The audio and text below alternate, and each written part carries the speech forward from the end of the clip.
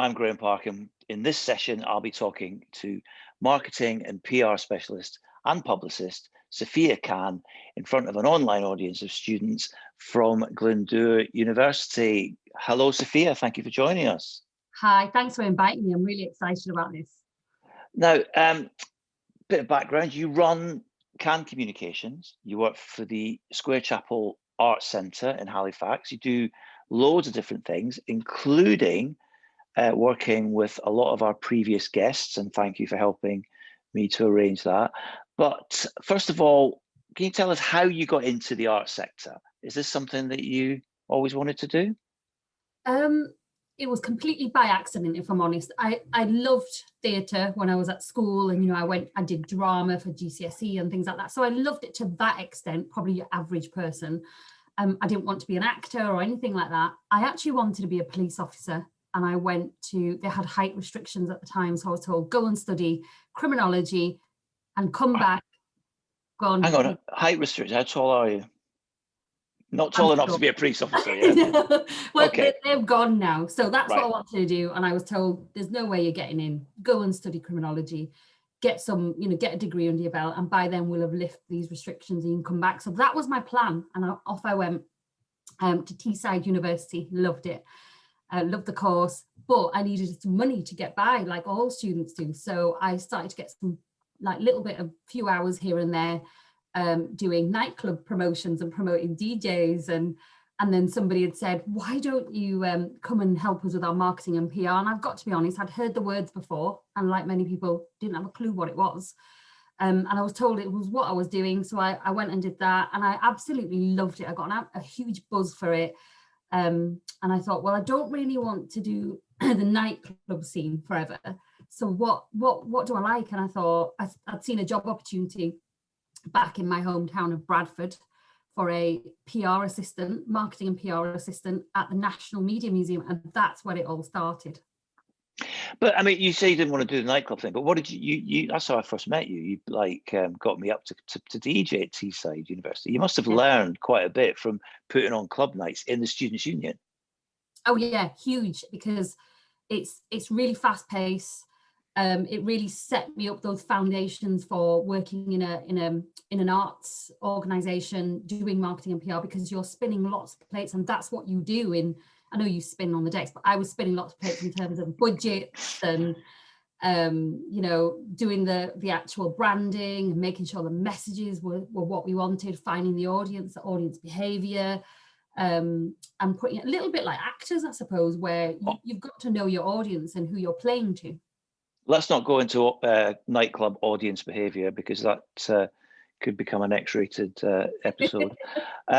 But presumably you told, when you went for the job interview in Bradford, you talked about how you'd been putting on club nights. So you were already adding to your CV while at university, even though you didn't really know you wanted to do this, right? Yeah, absolutely. And that's one big tip I give everyone is when you're at university, the world is a different place. And I pretty much said yes to everything because I was learning lots. I didn't know what I wanted at the time. And so I just said yes to everything. So if a friend said, oh, I'm working in this club and there's a job going, I just said, yeah, I'll do it. And it opened up so many doors. I've met so many incredible people, lots of opportunities have come off the back of that. And that's what marketing and PR is about, really, which I found later on, that you've constantly, your brain is working all the time. You could be out with your partner having a meal and you're constantly thinking, oh, that piece of branding, we could use that, or we could put an event on like that. So yeah, you're always thinking. But I mean, it's also about, even though this is, how many years ago was this? Was it last century or this century? I got that marketing and PR job, the assistant one, in 2017. Yeah. But when you got me to DJ though? Sorry, 2007, what we're talking about, 17. Yeah, I was going to say 2000. So it was in the late 90s, wasn't it? I went to university in 1999, and I think I met you in 2002 or 3. Yeah, but I mean, I'm always talking about how important networking is, and that connection then has helped. What's helped me get guests for these sessions. But by keeping in touch, I've come and done stuff for for you as well. So how important are, you know, I mean, that it's easy now with your electronic device to keep things, but presumably you must have written these numbers down. Yeah, I used to have not a little black book, but a little diary with contacts in. Yeah, I don't use those anymore, but I did. I had everyone's details in there because I remember when I started at that job at the Media Museum, and you want to impress, and you do pull out your contacts and thing, and that's where I contacted you and said, will you come and do this photo shoot for us? And you brought your kids along, your family, and oh yeah, that was Kung Fu Panda. You after not hearing from you for many years, I got out of the blue. You contacted me and said, I'm working at the Bradford Media Museum, and you had the massive, huge screen. What's that screen called? IMAX. Yeah. The IMAX screen. And my twins were probably about 4, I think, something like that. Oh. What was this, 2007? Yeah, so there were three going on. Yeah, 3. Wow. Okay. And you said, you've got kids. How old are they? Do you want to bring them to see Kung Fu Panda at the IMAX? And of course, I said yes. And all I remember is those little twin boys, like absolutely in awe of this massive screen. And then we did a photo shoot outside with a bloke dressed as a panda. Brilliant. But that was good because it kind of made that connection after a few years. But tell us about the job. What is the Bradford Media Museum? It's a fantastic place. It's part of the Science Museum group. So they've got like 4 other museums across the country. But that one was, because the title is so broad, media, they covered everything. There was photography, we had film festivals, events, there were film screenings like that one, you know, in the IMAX, which was the first ever, I think it was the first UK IMAX, I think, a long time ago now, but yeah, that was the first ever one here. They also have, they've got 3 cinemas. One was Cubby Broccoli, which was associated to the James Bond producer family, Barbara Broccoli, and the other one is Pictureville, which is brilliant. If you haven't been, you should go and check it out, because they've got a working cinerama, which is where the old fashioned, where they had 3 projectors going across, and the screen kind of curved, and you had to go with white gloves to fix the screen. It's brilliant. It's still working. They screen that every Saturday, I think, or once a month Saturday.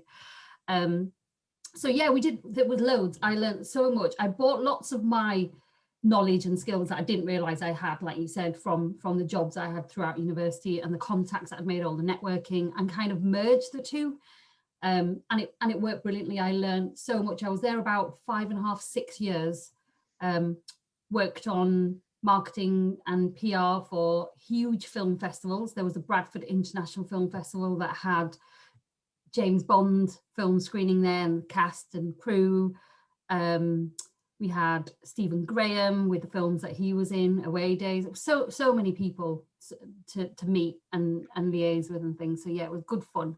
So were you kind of learning on the job as well? Because you got a criminology degree and a bit of club night experience. So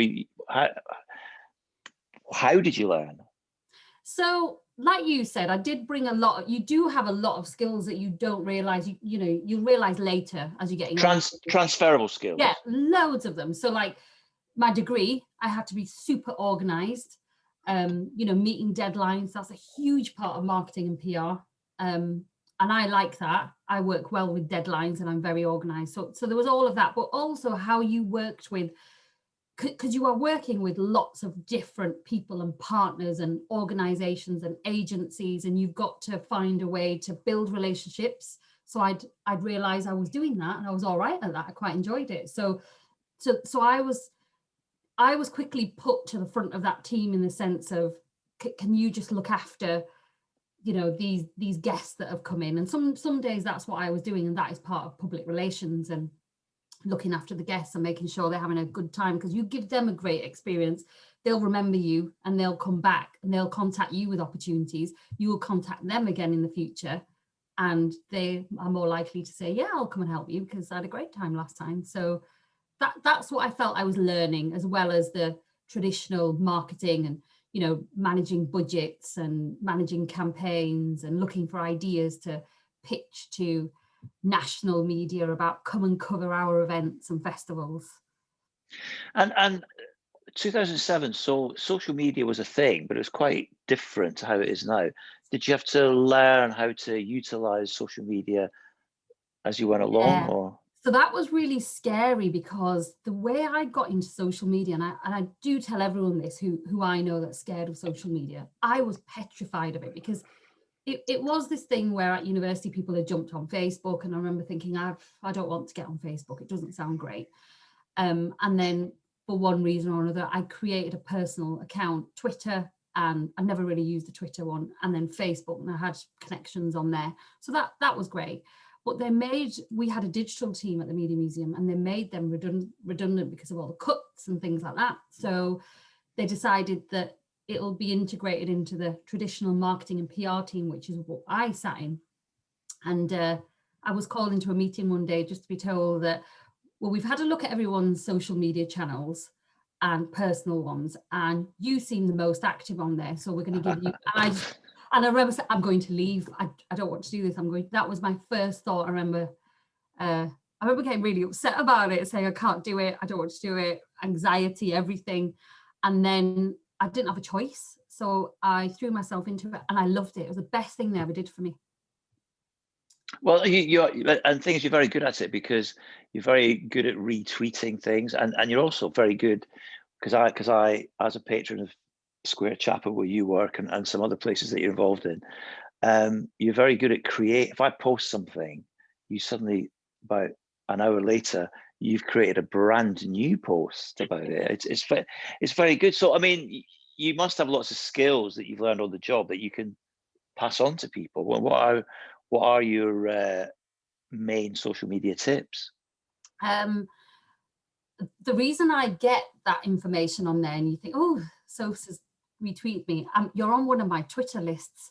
So right, Twitter list. Yeah, and I know a lot of people that use social media and use Twitter and don't really know about them or don't really use them. And if you don't know about them, go and check them out, because they are brilliant. And again, that networking, and it cuts through the noise. It really cuts through noise when you add someone on a list and cleverly word them, is my marketing and PR tip.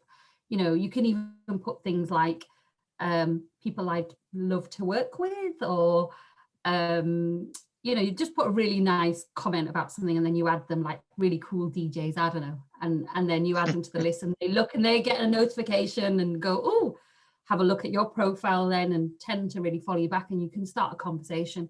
But also you can dip in and out of those lists to cut through the noise of everyone you're following.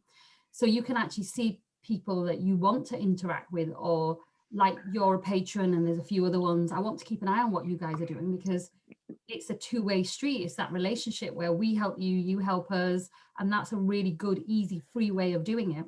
So it's like a set of filters, and you can switch them on and off, and consult them when you want to. That's a really, really good tip, actually. Yeah. Do you not use them? No. Oh, we'll go through that next time. But I will be. In fact, when we finish, I will be setting up a list, and my first list will be arts based, and you'll be the first one in it. And then I'll have a student one, and I'll never look at that. No, I'm only kidding, everyone. No, that's good. What about Facebook though? Because Facebook, I find, I mean, Twitter's great because you have to be very concise. Here's what's happening. And I like this list thing you said. Facebook, you can be a bit more involved, but Facebook, I find, is full of negativity. Any Facebook tips? So I have a bit of a love-hate relationship with Facebook. When I first, it's like anything, when you get a new toy or whatever, and you're just like, wow, this is amazing, and you're working things out. But then eventually, like that, you just, it's people's opinions. And I know Twitter has that as well, but you quickly, it dies off on Twitter. It's quite fast, whereas Facebook is there all the time. On a personal level, I fall out of love with it quite a lot, but on a professional level for work, I love it, because arts don't have huge budgets. You know, arts organizations don't have massive budgets. It really targets people. Like, you can really put in who your audience is. So if you've done your research and who your audience is, you can put a post in there and boost it for as little as like £3. and it'll really cut through to who you want it to go to, and you're only paying if someone actually views it, clicks on it. So in that sense, in terms of marketing and for arts marketing, it's brilliant. I can't fault it. It's really helped me. I know I use that. You can say my budget's £5, and they'll say, right, this will run for 8 days or 7 days. Yeah. And then if you don't spend the £5, you don't spend the £5. But if you do, it'll say your £5 is up. Do you want to continue, or do you want to leave it? And it's very cost effective. But you say you got love-hate with it. I mean, for example, I put a really positive comment on Facebook page the other day about how I'm really looking forward to hopefully seeing everyone on the dance floor soon after the 21st of June. In the meantime, stay cautious. If you get offered the jab, please have it. Lots of positive response. But then this morning I looked, there's 236 comments under someone's negative comment about COVID's not real. The jab is to manipulate the population, and then everyone arguing about it. Do you ever get that on your nice arts posts? Yeah, we do. Or like not all the time. I won't say all the time, because No, not all the time. 80% of the time it's really positive, and I'm quite lucky. In the arts, you're doing nice things, you're doing fun things, so people tend to join in with that fun. But yeah, occasionally you get, if there's a play about a subject, mental health or anything like that, you will get some people saying, oh, mental health doesn't exist, it's just people being lazy, whatever. And you think, really, all the scientists and all the doctors, they're all wrong. And you do have to bite your tongue. But there is something I do love about. Go on. Bite your tongue. Do you bite your tongue, or do you get involved? Well, on a personal level, I will bite my tongue, because I've got to watch what I say. I am a little bit like a police officer in that sense. I do censor myself on what I say on social media, because it can be snapped and used in the future, whatever. But on a work level, I will engage if it needs to, because there's something quite satisfying about turning a negative comment into a positive one. But you get a feel for ones that you're never going to win. You don't even bother, and sometimes on a cheeky day, I do tend to put something a little bit cheeky, or that I know it's tongue in cheek, and I know it won't go anywhere. But you've got to be really careful, because it can backfire, and then you've got to do your PR crisis and disaster mode, where you're trying to do damage limitation, which is never fun. But you get a feel for them. But yeah, you're right. I always try and turn a negative into a positive. But the same positive comment I put got lots of positive responses on Twitter and Instagram. But this Facebook thing has just gone mad, and I wish I'd never done it. But I'm just ignoring most of it. People get really. Anyway, let's not go there. So you were at the Bradford Museum, Media Museum, for how long, and why did you leave, and where did you go? So I think I was there about 5.5 years, maybe coming on 6 years. And I always tend to I've noticed that after doing something for about 5 years, I tend to feel a little bit stale and bored. And I used to think, oh, you just have to leave and move on to somewhere else. And I've since learned that's not the case. You can add on things, hence why, and I'm sure we'll come to it later, the Cann communication stuff. You can build on what you do to make it more exciting. So I left because people were being made redundant. There was lots of cuts. I went from a team of I think there was 8 of us, or maybe 12 at one point, to 3 of us, and one was part-time. And it just felt like, wow, we're not gonna cut back on the content, but we're still gonna do all of that. And I will be honest, it was money. You don't go into the art for the money. Nobody told me that at the start. So I used to work really hard, and I get to this point and think, oh, I'm not had a pay increase or anything like that. And I had lots of friends that worked in the corporate world, and I thought, I'll go and try it out. So I did for 6 months, and I hated it. I was a social media manager at Mutual, so like insurance and things. And all right. So different, the world's so different. I didn't enjoy it, so I went back into the arts. I went to York Theatre Royal as their communications manager, and loved every second of that job. Really great place. Is it because if you like, okay, working for an insurance company is going to be so different to working in the arts sector because of the people you work with. Presumably, there's I'm not saying more focus, but maybe the goals might be similar, but approached in a different way. Whereas you're working with, like, I suppose you are like media, PR, marketing, but you're still a creative mind working with creative people. Yeah.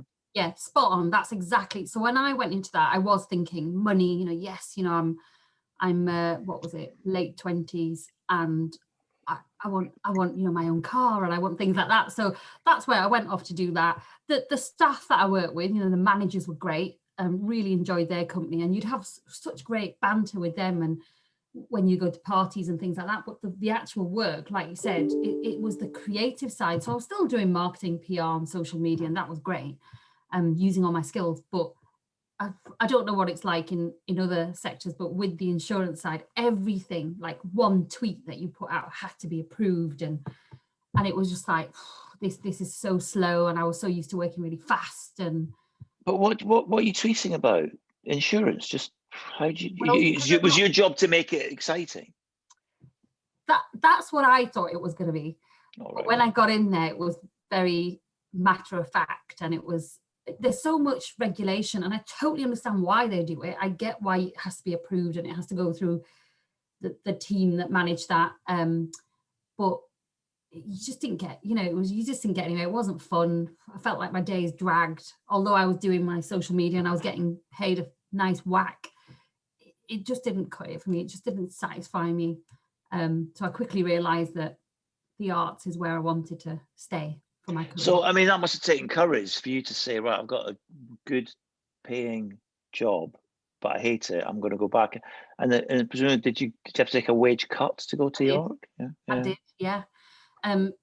Even though there was more involved, and I think that's the beauty of the arts. That's the beauty of like working in theatres and museums, is no 2 days are the same. You won't get into a habit of like coming in, working 9 to 5, and that doesn't really tend to happen. And you can get pulled onto projects, or you can find something interesting and go, I know that isn't part of my remit, but I'd really like to get involved. So I've got into producing and programming through the arts, because I've seen friends, colleagues do those roles, and I've worked with producers and programmers and thought, yeah, I can do that. That looks like fun. I'll give it a go, and then loved it and carried on doing it.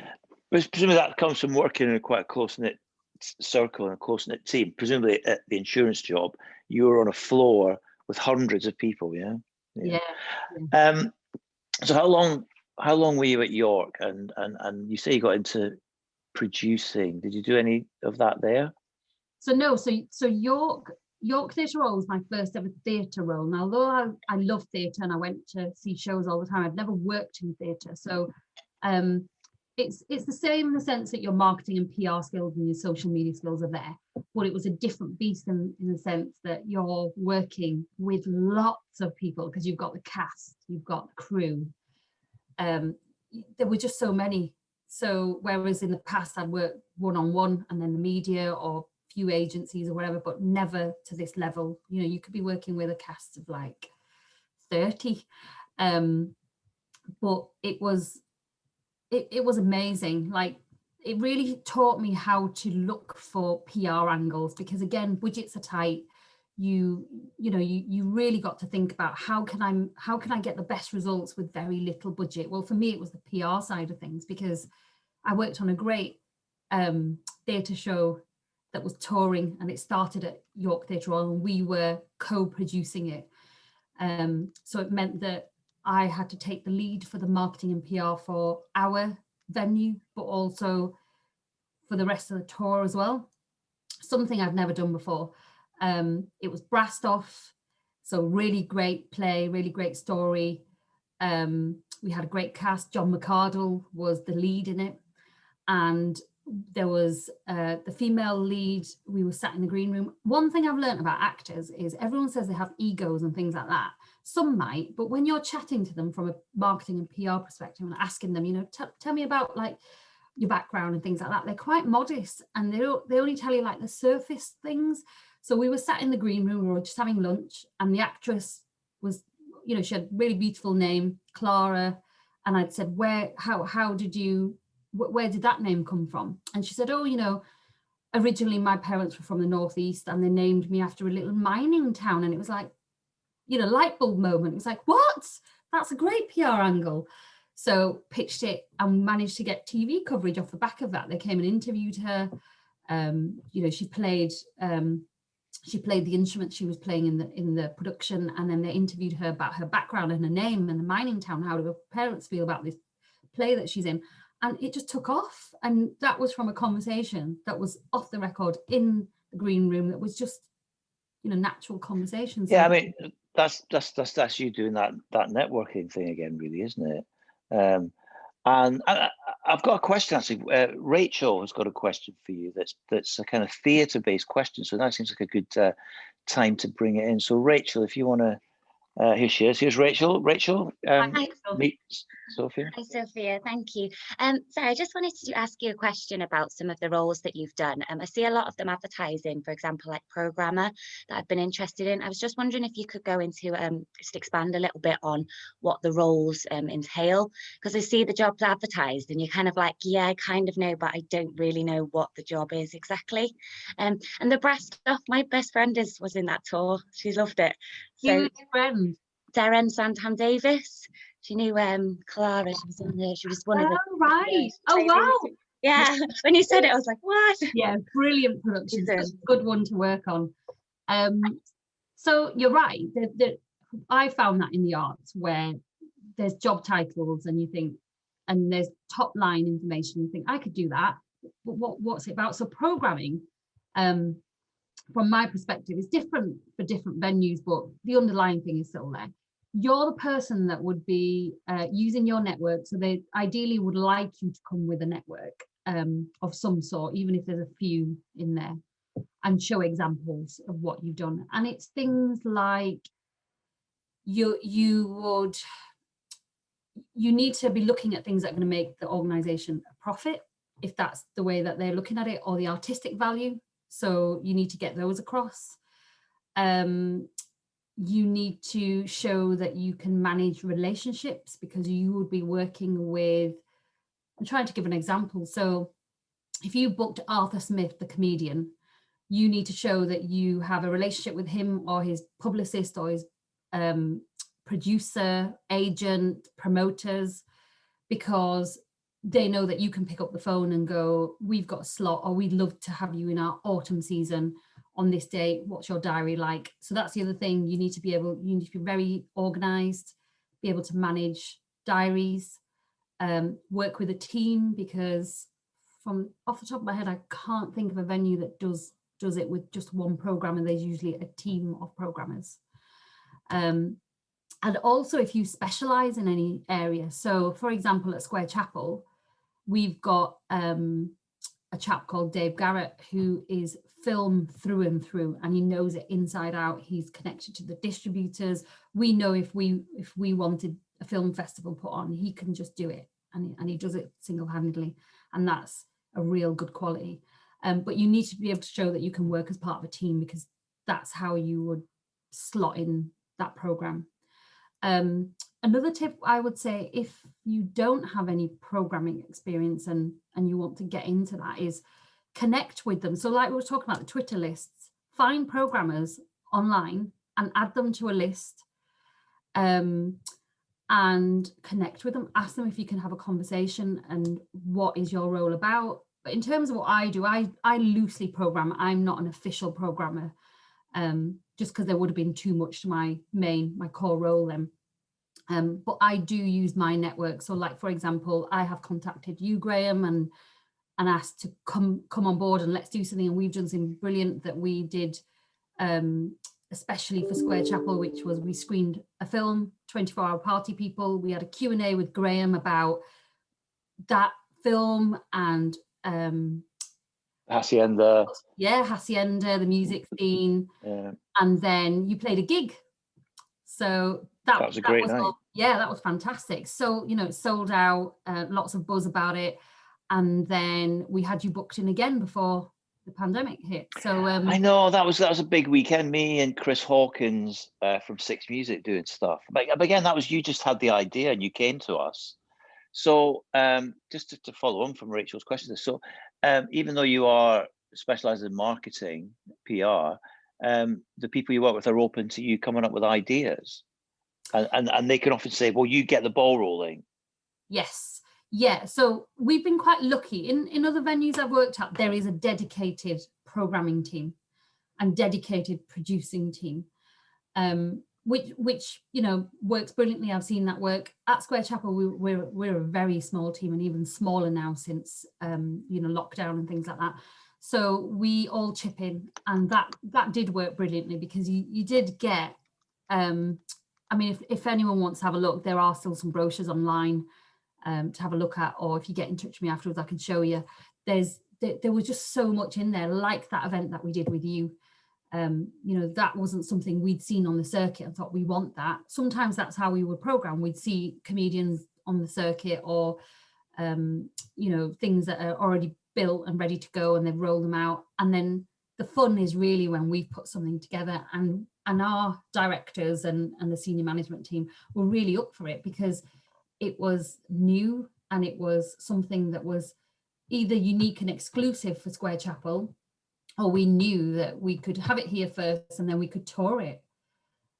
So there was so many leads off the back of that. And another one that we did is that poster that we've got up there. So, you know, I know Reese and Ian and Karen, and just pitched this idea to Reese, and he said, yeah, why don't we get all of these cast together and let's have this reading of The Pillow Man. So they all said yes. We put it on. It hardly any budget, you know, most of them did it because it was a pet project for them as well. They didn't ask for their usual fees. So you can, I think, if you've got the networks and if you've got a really good idea, it's a bit like how people pitch telly ideas and anything like that. If you have ideas, I'm sure theatres, if you go to the directors or the programmers, you could pitch your ideas. I'm sure they wouldn't just pinch them and run off with them. I'm sure they would work with you, you know, if you're looking for that experience.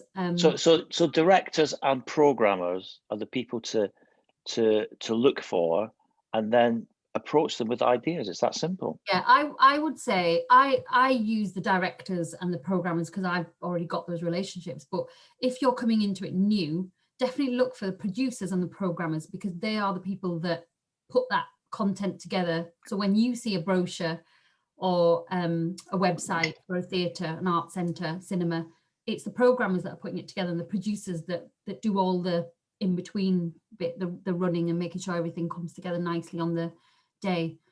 So they're the people that you want to look out for. So definitely make those Twitter lists and add them on. And budgets, budgets are obviously important. Do you, I mean, how often is it, here's your budget, go and do it? And how often is it, how much is it going to cost me? And then go back and say, it's going to cost us this much. Is it a combination of both, or is one more than the other? Again, it depends on the venue. If you're the large scale, you know, venues, theatre venues, you probably have, especially if they've got a dedicated programming team, you know they've got a budget, you know they've got some sort of a budget, because that's their core role, that's what they do. Art centres, I don't know if it works with like all of them, but I know the ones that I work with, they tend not to have this big, huge programming budget. So they are relying on their staff to come up with these ideas.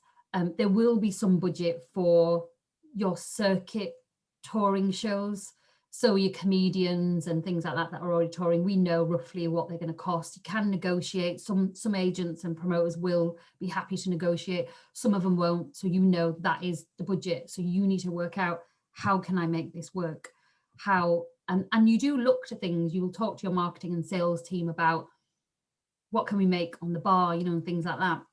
So for example, the event that we did with you, Graeme, we'd never done that before. So we had to buy in or hire in equipment, you know, like the hanging lights and things like that, because we were turning our cafe and bar area into a nightclub. So we had to budget, and we knew it's something we'd never done. We've never spent that much money. It was quite a small art centre. We'd never done that before. So, and although you were quite kind and negotiated your fee, there was there was all of the other things that had to go on. So we knew we had to make money on that bar. And it was a risk, but we did what theatres and cinemas don't tend to do, which is we left the doors open during the film screening so people could go in and out and use that bar. So it wasn't the doors were closed, which is the standard in a theatre. We allowed people to go in and out, made it quite an informal, casual evening, and they bought loads at the bar and then carried on through the night. So we made a really healthy profit there. And then that set us up for future programming, knowing that we could do that again, because we know it'll cover its cost and make some. So we're happy with that. And I think that's the structure you tend to look at. You need to look at things that are going to definitely break even, but and what about profit. What about sponsorship? Does that ever come into play? Yes. So it's again, if you've got an organization that has a dedicated team that looks after, and they're normally called the development and sponsorship team, they would have their networks. So they would be asking, do you want to come on board and do this? We had one person doing that. So it was hard because we'd already used the networks that we already had on things like that. But we did, like I pitched, I would think of, who could we get on board for this? When we had like certain events, who could we get on board to sponsor this? And a really good example of that was we had what was it? Oh, it was an evening with George Costigan and Tim Pigott-Smith. And again, this was a completely out there idea. I knew them. We got together and said, would you like to do something on stage? And they were like, yeah, because it's not scripted. It's something they want to do as part of just expressing their creativity. So they did an evening with G&T. So,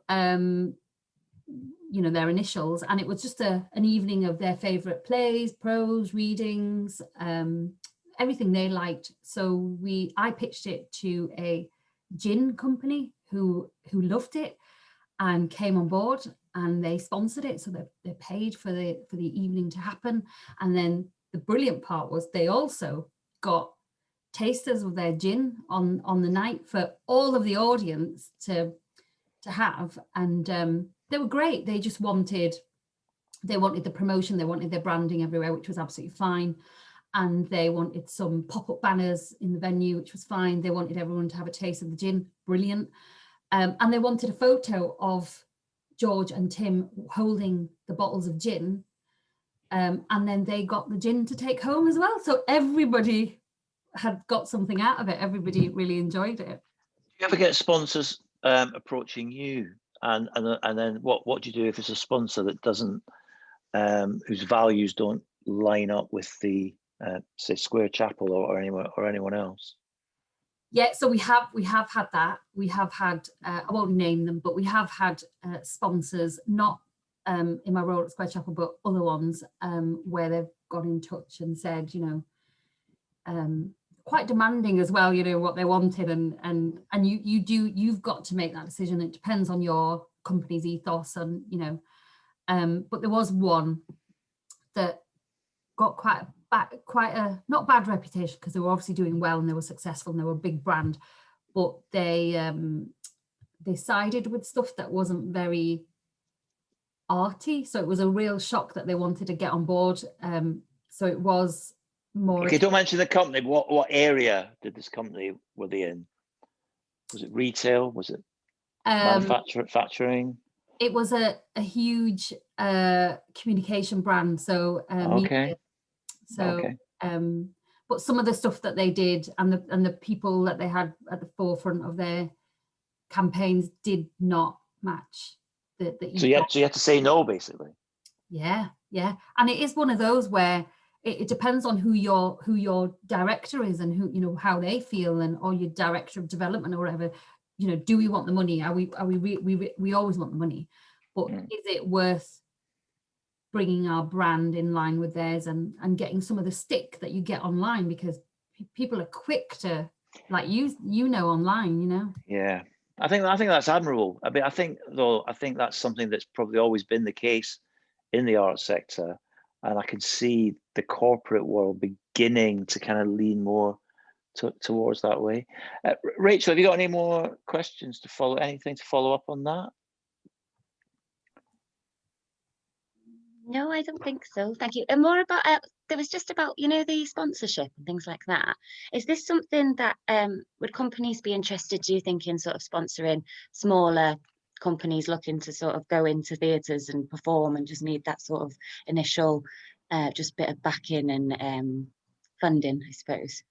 I have seen that happen. I have seen like new emerging artists and producing shows, and I don't know what the stipulations are if they get things like Arts Council grants and Arts Council funding. I don't know what their terms would be and whether they can get a sponsor, but I have seen others get sponsors, and it feels like, I don't know if it's just my experience of it, it feels like it's a fairly new thing. Like theatres used to, and artists used to stay away from that. But I suppose now where everyone wants to do things and put it on, and budgets and money are tight, and especially with after the pandemic, you know, is there going to be less money going around?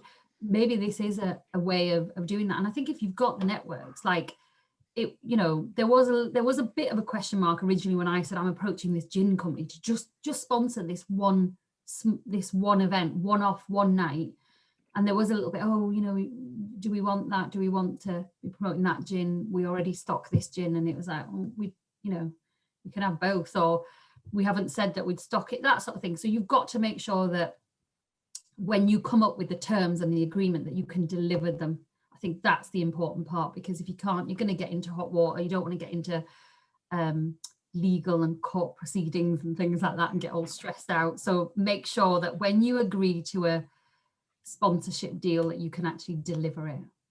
But that's true of any relationship. Make sure everything is in black and white, literally on paper or electronically, so you know what the terms are.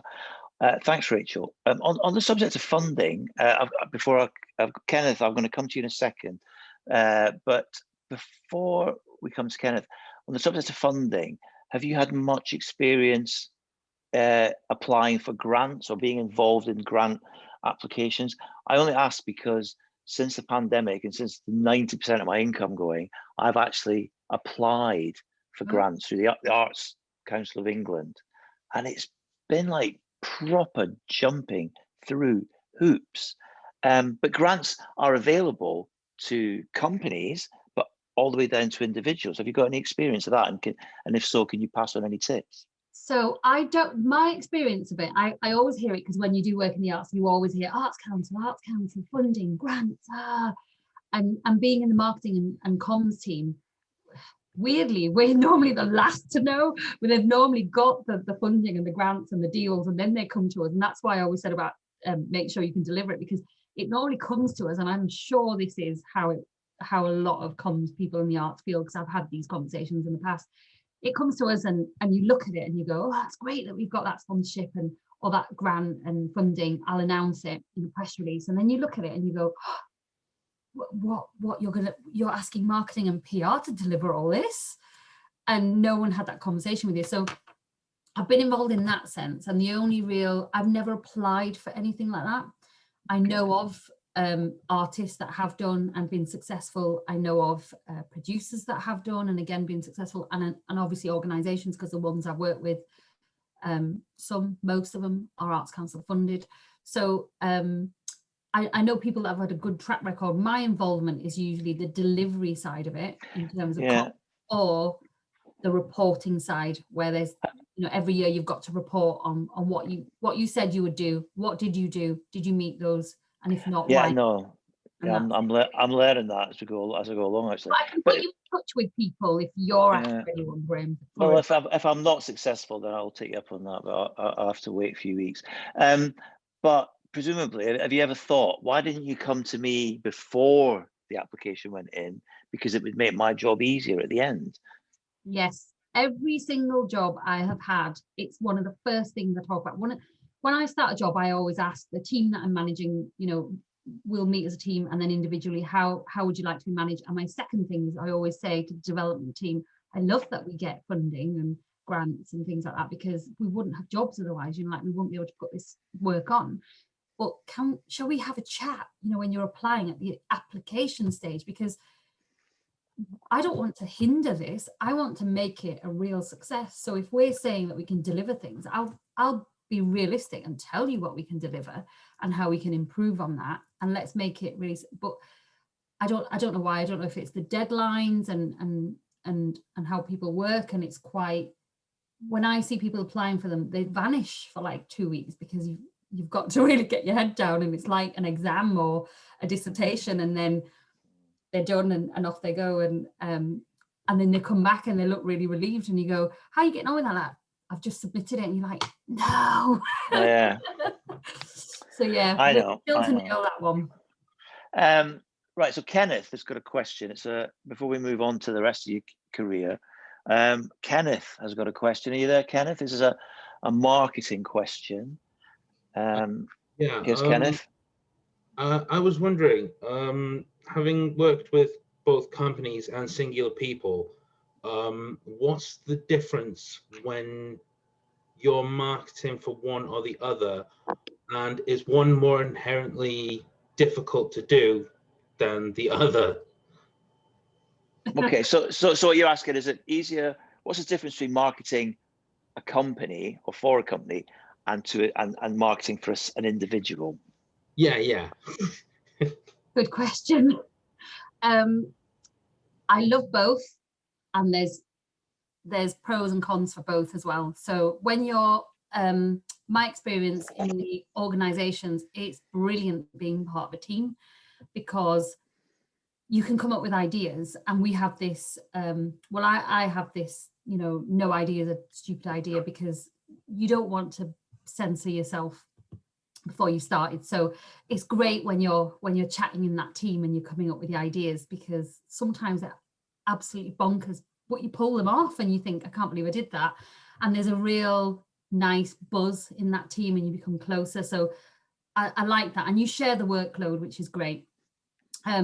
With the freelance stuff that I do and the individuals that I work with, again, I really enjoy that, because it's a one-on-one relationship and you get to find out so much, a little bit like these Q&As that you do, Graeme, that I've been watching them, and a few of them are people that I work with, and it's like, oh, I didn't know that, and so you learn about people, and I love telling stories. I love telling other people's stories. So when you have that one-on-one relationship, you get to know so much about them and how comfortable they are and aren't.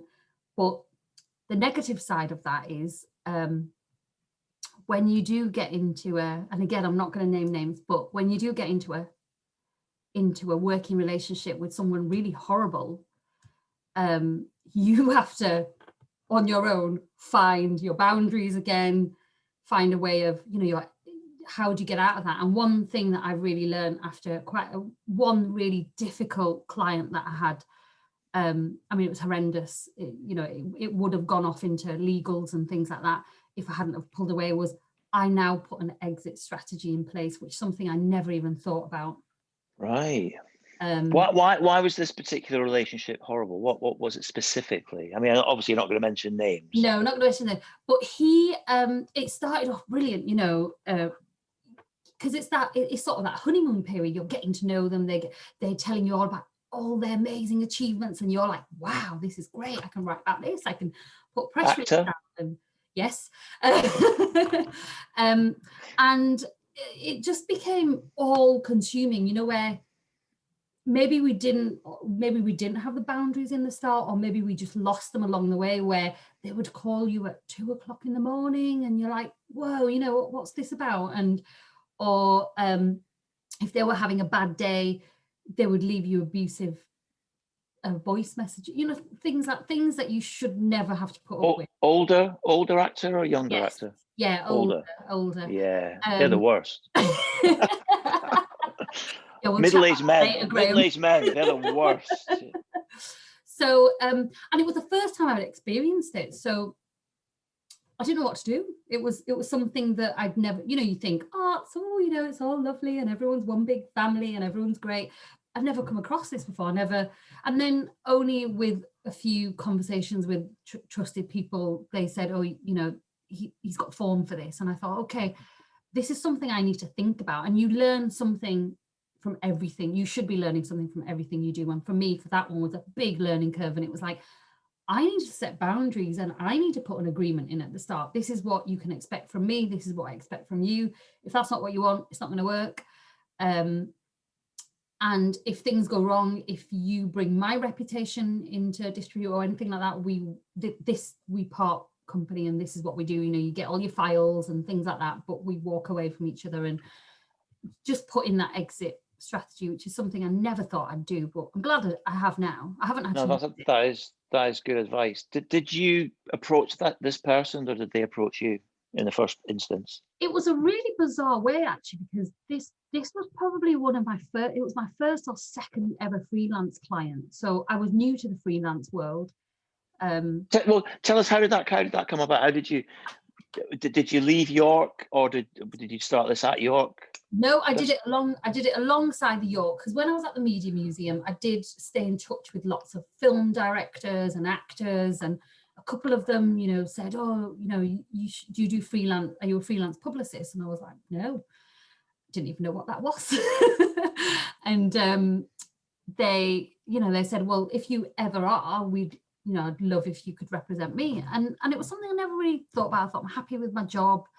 And then working at York Theatre Royal, more people started to say it, and I thought, do you know what? I'm going to look into this and see what I can do. And it really complemented my main job, and I really enjoyed it. So the first couple just happened really naturally. There was just, you know, we had a good working relationship through projects we'd done together, stayed in touch, and it was about a year or two later where it was like, yeah, I've got this, you know, book that I'm releasing, or I'm doing this project, and would you help me? And it was like, yeah, let's do it.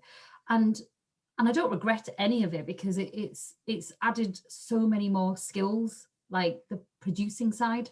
It's added so much more to what I can do, what I thought I couldn't do, I can. And I'm always learning, which is something I love, because that was what I mentioned earlier about, I thought you had to be in a job, and when you get bored, you move on. And I was young then and still learning. What I've realised now is, no, you can just add on things, or take things away, you know, especially in your freelance work. So you're just doing the bits that you really enjoy and that you're really good at. So it's a nice circle of then you're feeling really satisfied, and other people then come to you. But presumably, if you are doing a good job and you're recognised for that, but you're not happy, and you work in a close-knit team, you can kind of renegotiate and say, listen, I think we should try it differently. Yeah. Which is, again, what you are, a communicator, I suppose, isn't it? Yeah. So what was after York? Was it Square Chapel after York? No, I did a short stint at West Yorkshire Playhouse, which is now Leeds Playhouse, big organisation. James Bryning's the director there, really fantastic guy, really creative, and he you know, puts on his own shows. And I think that was what I'll be honest, I didn't, when I got the theatre job, York Theatre Royal, I didn't have any ambition of going, or didn't really think of, I want to be at massive theatres. I was really happy with what I was doing. I got headhunted in a roundabout way there, and I think it was the first time that had ever happened to me. So I was really excited, got carried away with it, and I thought, this is great, I'm off.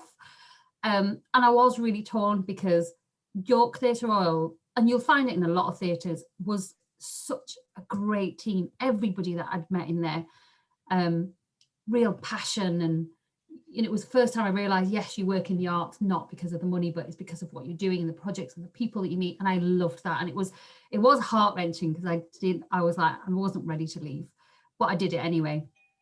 Worked on a few really big theatre productions there.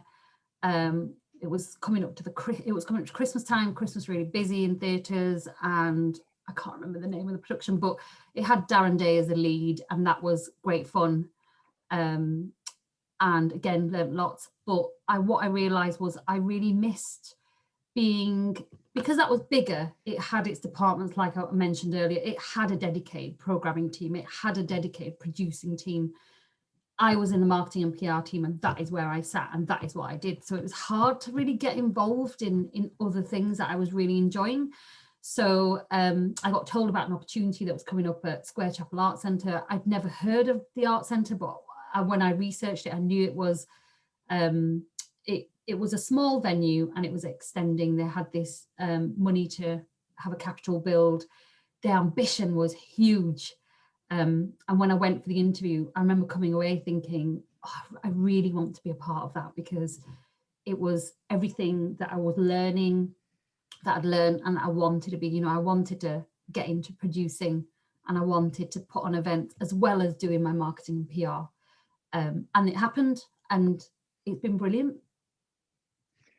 It has been brilliant, but of course, it ended up with the pandemic coming along. You mentioned who is it you mentioned from the Leeds Playhouse? James, director. Yeah, we've got him as a guest, aren't we? Soon. Fantastic. But the Square Chapel, which I agree, amazing venue. That night that we did was great. The best bit about it was the DJ box, because nobody could get near me. But that's another thing. But the pandemic came, and that's affected your sector terribly. But the Square Chapel had to close down. And tell us the story there, and how it was kind of resurrected by. We spoke to Johnny Davenport about this last week, but let's have your take on it. Yeah, so Square Chapel, I was there 5 years, and you know, we were doing all these events. Everyone was chipping in, doing the program. It was really exciting. It was such a buzz to be in that place. Looked forward to going to work every day. And then the pandemic hit, and when we went into lockdown, Square Chapel went into administration, because there was no way we were going to get through without being able to trade and things like that. So it was a double hit there. It was a lot of staff were made redundant. It was horrible. The administration team, because I've never been in an organisation as it's gone into administration, so I didn't really understand it. I didn't really know what was happening, and I think because of the pandemic as well, I think we were told that if it was normal circumstances, we would have carried on trading whilst they looked for a new owner. But because of the pandemic, we couldn't. So we all just had to leave, and we were so unsure what was going to happen. And then this, after months of like actually think, you know, I did think that was it. That was the end of my arts career. I either had to carry on my freelance or go and join the police. So that's where I was headed. And then all of a sudden, the Old Courts in Wigan, who own lots of different venues, bought Square Chapel, and bought the staff that were left. There were some that still had to be made redundant, because again, we weren't going to be trading for a while. But they took 12 of us, and it was like all those feelings came back, you know, about I remember why I love the arts. You know, I don't want to leave it. So it's going to be hard, because there's only 12 of us now. Mm-hmm. And but I'm sure as we start building up again, there'll be, you know, opportunities for employment and things like that. But I think there is a dedicated programming team now. But because I look after the patrons, and again, this is about marketing and PR. What I found in the arts is you can create your own opportunities. So I look after the patrons, which is, you know, something you're involved in, Graeme, and part of that is we come up with ideas and we put events together. So I'm now ticking the box. So I still get to do my marketing and PR, but I also get to do the producing and the programming all in one with patrons who are people that I love. So it's really exciting. I'm really excited about the future, and coupled with the news that we've had this week. Exactly. What's your take on the news? I mean, the dates aren't set in stone. That's like, so the dates are all the earliest that things could happen. Yeah. How much can you plan, and what are the initial plans for Square Chapel? What's the first thing the public will be able to come to, do you think? So I know that before that announcement, we were looking at the autumn programming, which I know some venues are doing. And I know some venues are just not looking at this year. But yeah, it's all fluid, isn't it? It all depends on, will everyone stick to yesterday I had an appointment somewhere and I haven't been out in ages, and I went out and I just thought, oh God, has everybody thought that lockdowns ended yesterday? Because everybody was out again, the you know, driving, and I just thought, oh, I really hope that people stick to the rules, because I want to get back to work. So many others, you want to get, you know, get back running, and so I don't know, but in terms of planning, it is really hard. But what I found from my freelance clients and booking them in for things, we've had events booked in which some venues have had to move along, and we've moved them on about 3 or 4 times now. Some venues got in touch yesterday to say, we're just not going to do this year, so can we look at 2022 dates? And some have said, we might be open in the autumn, we might not. And I said, it's fine, we understand that, we're just going to have to go with it. I suppose, I don't know yet, because I've not had those conversations with Square Chapel, but I assume we'll be in the same boat, where we will aim to, you know, if all goes according to plan, have a autumn opening and back, whether that's masked and socially distanced. Because but can arts venues, theatres, cinemas, can they survive till 2022 without the public spending money? That's the really big question, because people, I know people not in the arts, friends of mine, that will say, oh yeah, but you lot get loads of funding. We don't get. It's a myth, yeah. Yeah, we don't get loads of funding. We if we did, we'd all be on fat wages and programming anything we wanted, but we don't. You know, you've always got to think about what we're doing in terms of marketing and PR. I'm constantly thinking about, do we need to spend that budget? Should we just put it into a PR instead and get something for free? So I don't know. I don't, like you and everybody else, I don't know what's going to happen. I want to. So with this fluid backdrop of coming out of the pandemic and hopefully getting back to normal, hopefully by the autumn, what advice would you give to the students here who are graduating this year and want to go out into this very sector and earn money and have a career? What advice would you give to them right now? So I would say, not to scare everyone, but competition is going to be faced. You've got people who were made redundant from the arts that are going to be either going, do you know what, I'll go and do something else, non-arts, or I'm going to wait because there's going to be job opportunities again. So you are going to be, you know, in competition with them. So I would say, start doing your research now. If there are venues that you really want to get involved in, I'm sure there's volunteer opportunities. I know there's like, we've had in the past volunteer opportunities with Square Chapel, so many. Start those Twitter lists, start engaging with people on there, and start building a portfolio. And you don't have to, when I say that, someone gave me advice when I wanted to get in the arts, which was, you don't have to look for big, huge touring shows and big shows with big cast names in.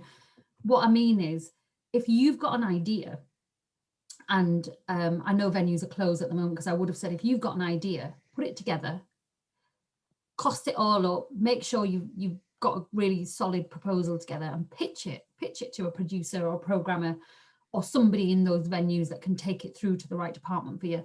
But because the venues aren't open, do it online. So because of the pandemic, I've still been building my portfolio. You know, I've been working with authors, and we've been doing podcasts and Q&As and things like that, and readings online.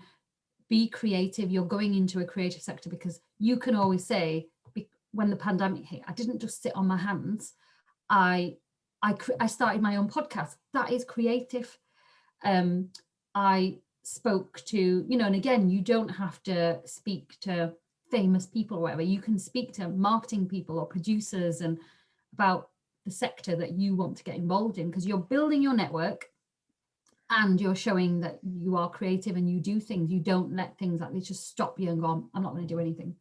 So even taking part in these sessions and asking questions to the guests is something that should be in the portfolio. Absolutely, yeah. Pop it on your CV or portfolio that, you know, you've been on Zoom calls with, and list them, you know, and what you learned from it. You know, I learned this, and somebody said start a podcast, and it doesn't. A lot of people get really hung up about, oh, if I start a podcast, I might get 3 people listening or 5. It doesn't matter. You've still got an audience, and you're creating content, aren't you? And you're being creative, and you're making the effort to do something rather than sit around and wait for the phone to ring. And then that other thing of, I suppose, in any sector, but especially this one, about being the glass half full and being positive rather than exactly negative. Because I know, and I'm sure you've got this, Graeme, and the more positive you are and finding positives in situations, you just attract the same sort of personalities, and then before you know it, you're creating work and opportunities, and it's great, it's brilliant, you know. And no, I'm totally with you in the positivity. I've always been a glass half full person, even when things are really, really rubbish. I don't dwell on the fact that 90% of my income's gone. I mean, I know it's not a very nice thing to say, but I always think, well, there's plenty of people who are in a worse situation than I am. But yeah, being positive. I want to, before we finish up, I want to ask you about agents. You must have had to deal with agents if you work with actors, but you learn from that, and you have actually become, looking over your right shoulder, there's a picture on the wall of Rhys Dinsdale, and TV's Rhys Dinsdale, and you've become his agent. Tell us how that's come about. Yeah, again, I feel like everything I say is it was an accident, but it's that positive and looking at things more positively. So well, it's not an accident, because this has happened to me in my career. Things have landed on my plate and you think, oh, I'll give it a go, but then you realize, actually, I'm enjoying this, so you make sure you continue doing it. And it's that saying yes, isn't it? Because you will have your inner person, or that right and left shoulder thing going, oh, but I'm not gonna be good at it, or just give it a go. If you're rubbish at it, you can drop it, you can come out of it, but you won't know until you tried it. And I think I've always thought agents, I don't know how everyone else feels, but agents, I always think it's you see them, don't they, portrayed in like TV and film, and you think, God, what sort of people are they? So when I worked with actors, I was happy that I didn't have to have as much to do with agents. I'd only get in touch with them if I needed a headshot or their bio and things like that. But yeah, Rhys is really interesting because he did something that I'd never known anyone to do, really, in terms of the acting side of things, where a couple of years ago, he just had this moment where he said, I don't want an agent. And it was like, what are you doing? You can't do that. And he said, yeah, I'm going to try it. So he, for lots of different reasons, but at that moment, he just decided, I'm not going to have an agent. He did really up his Twitter presence. And he's not on social media or any other platform, but he is on Twitter, and he's got such a loyal following there. But we talked because we work together quite a lot. And as his publicist, I was getting, his media requests and anything like that. And then I think I'd got a couple of requests for work, and I said, what do I do with this? I'm never negotiating an actor's fee. What do I do here? So we had a discussion, and then naturally we were doing that. I said, right, well, I'll just go back like I do as a publicist for things. And then we had the conversation about, this is like what an agent does, really, sort out your headshots, make sure your bio's up to date, you have, website presence, all of that sort of stuff. So we said, let's just see how it goes. So I suppose I'm doing the actor job, that title. I haven't really officially given myself that title, but I help him with things like that. So at the moment, I've got a couple of things that I need to go to that have come through from casting directors and agents. So yeah, we have that conversation, and then we work out whether or not it's part of his plan or it clashes with something else. And then I do all that sort of admin side, which I'm actually really enjoying. So you're kind of filtering all the requests that, and you can are you confident enough to say there's no way I'm going to go to him with that, or do you go with him to everything? Initially I did. You get a feel for it initially, because you feel awful if you think I didn't put that to him, and did I get it wrong, and really was it something else, and also you don't know who he's worked with in the past and what he's got. So I did take everything to him, and I did just say, I feel like I'm really annoying you because I contact you like 3 times a day. And he's like, no, it's fine. And then you do start getting a feel for things, if something's not just because of things that maybe he's said no to and the reasons why. But it's all about timing, really. I tend to take quite a bit to him. And what type of, do you have like do you get a commission, or is it per, or do you invoice for the hours? So it's different because I do different things. So Arthur Smith has 3 or 4 different agents. He has a voice agent, a TV agent, another one, and me. Does he swear at all of them? No. I'm only saying that. I hope everyone's laughing because he does, like, we had a funny swearing incident. Yeah. Very amusing. So it all works differently. Some will have a percentage of, some retain it. That sort of thing. It just depends, like we were saying earlier, the agreement that you put in that works for both parties. But again, you've got this all written down and said this is what we're going to work to. So there's never any question or argument. Everything's down there. Yeah. And I think what I've learned is the beauty of doing some of the agent work and being the publicist means so many doors open and so many opportunities come about. So bizarrely, Arthur Smith's father was a police officer, and I do a lot of work with police officers, and there's 2 that I'm working with at the moment who are former officers, now authors, and one's got a podcast that's got a huge following of people in policing, and Arthur Smith's going to go on there to talk about his police officer dad. So wow. You know, you can, and that's something that would never have come about before if I didn't know as much about him and the projects that he's working on, being like agent / publicist, that sort of thing. So yeah, you're just connecting. That's what I love about my job. But that's what I like about you, Sophia. You do connect things up because you've come to me and you've read something or you've heard something, and then you have an idea, and then that starts the conversation, which leads to other things. For example, I mean, what's his name? Chris Hawkins from Six Music. Your idea was for us to, because we know each other. The next minute we're all sat around a table talking about putting on a weekend in Square Chapel, which we are going to do hopefully in the not too distant future. So just to wrap up, I mean, honestly, that's been fantastic. Really good advice for everyone.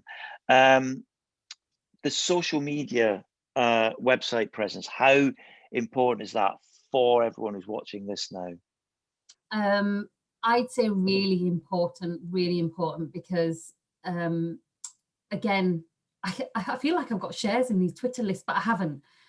They have created, when I was first starting out and I learned about them, I was practicing and I quickly realized, wow, doors are opening, opportunities are happening. And like I said, because I like networking and connecting people, I will always look for those opportunities and then go, I can put you in touch with you. And I do that through Twitter lists. So I'd say definitely have a really, if you can, a website, if not, be a part of somebody else's website. So you've got some sort of presence that you can push people. It's your online business card, really. And your social media, definitely, Twitter, Facebook, Instagram, especially if you're doing projects and stuff like that. And just connect with like-minded people. Yeah, connect. And remind people that you're here and remind people of what you're doing. But Sophia, that's absolutely fantastic. Thank you very much. And if people want to find you online, it's Cann Communications? Yep, Cann Communications, or just Sofia Cann. I'm on LinkedIn, Facebook, Instagram, Twitter.